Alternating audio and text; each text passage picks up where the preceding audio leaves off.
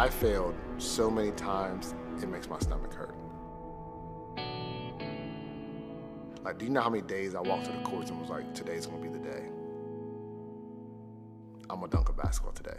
And after hour 3 of just clamming the ball to the rim and then going home and trying to go to sleep and think, is it worth it? Am I ever gonna dunk a basketball? Like, maybe this is it. But that wasn't enough.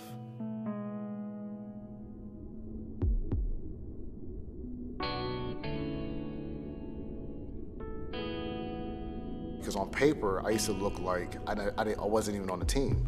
5'5", 117 pounds. I didn't want people to count me out because how tall I was.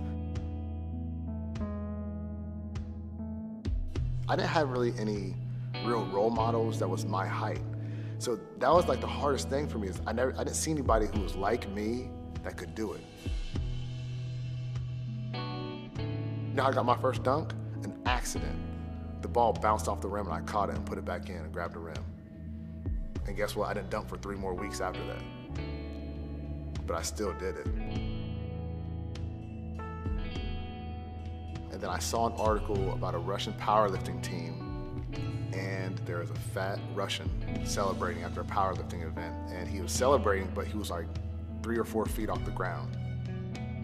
So I started researching Russian powerlifting and like all the stuff that they did, like as far as like explosion training. Like that summer from my sophomore year to my junior year, I gained about 25 pounds of muscle. I put 18.5 inches on my vertical leap.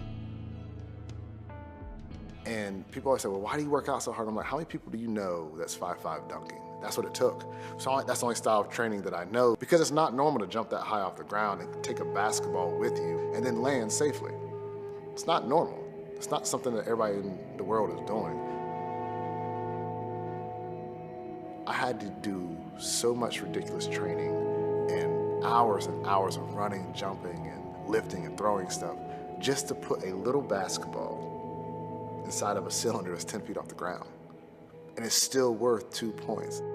I'm willing to put myself through all this pain and anguish for that one moment to say, I can do it.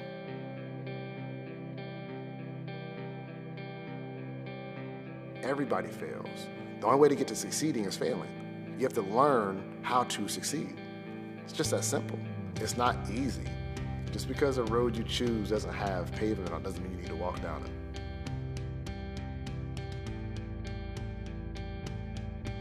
And that's what I love about my journey right now is that my story's getting out in the sense of kids are gonna realize that, hey, he was 5'5" and he was first team All-Ohio and went on to do great things in basketball being that small.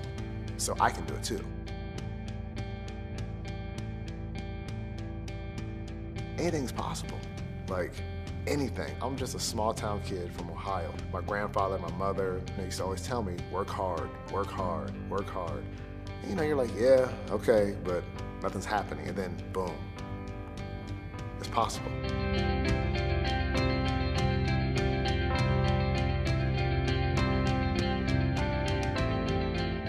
I train this way because I want kids to realize that just because you're small, just because you're not from a big city, you can still do it. You can still live out your dream. You can still dunk a basketball. You can still be the best player on your team if you want to.